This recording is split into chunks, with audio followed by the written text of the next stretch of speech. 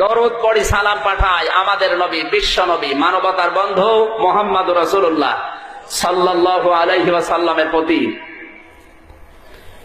যাকে শুধু ভালোবাসা মহব্বত দিয়ে এই রবিউল আউয়াল মাসে আমরা শেষ করে দিলাম।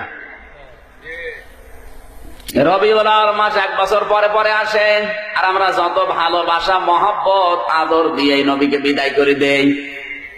পুরা কোরআন শরীফের ভেতরে এমন কথা কোন জায়গায় নেই আল্লাহর নবীকে কেউ যদি ভালোবাসে, মহব্বত করে, আদর করে, আল্লাহ তাকে মাফ করে দেবেন, কিয়ামতের দিন আল্লাহ তাকে জান্নাতে দিয়ে দেবে, এ কথা কোন জায়গায় নেই।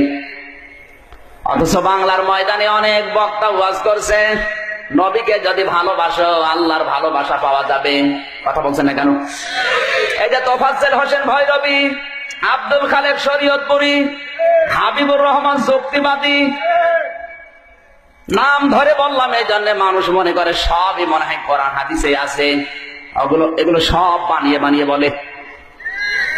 কোরআন যারা পড়তে পারে আপনি জিজ্ঞাসা করেন কোন আলেম নিয়ে আসবেন, নিয়ে আসেন, আমি চ্যালেঞ্জ দিয়ে বলছি আল্লাহর নবীকে কেউ যদি ভালোবাসে আল্লাহ তাকে মাফ করে জান্নাতে দেবে, এরকম কোন কথা কোরআনে নেই।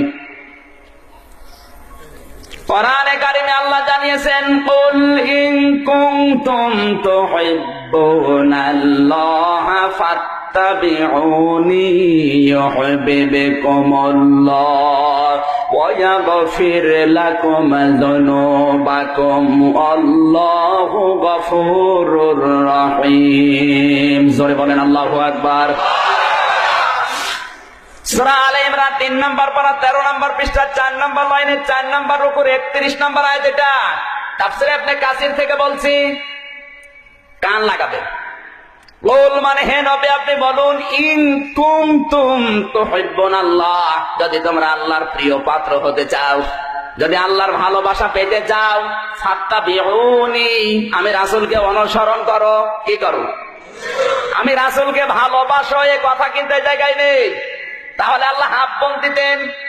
যারা আরবি গ্রামার বোঝে জিজ্ঞাসা করেন। তাবউন শব্দটার ব্যাখ্যা আমি যতগুলো অভিধান দেখেছি আরবিতে বিশ্ববিদ্যালয়ে, সবগুলো অভিধান বেত্তারা তাবউন মানে লিখেছে দেখে দেখে চলা। তাবাইন এই 3টি অক্ষরের সমন্বয়ে শব্দটা গঠিত।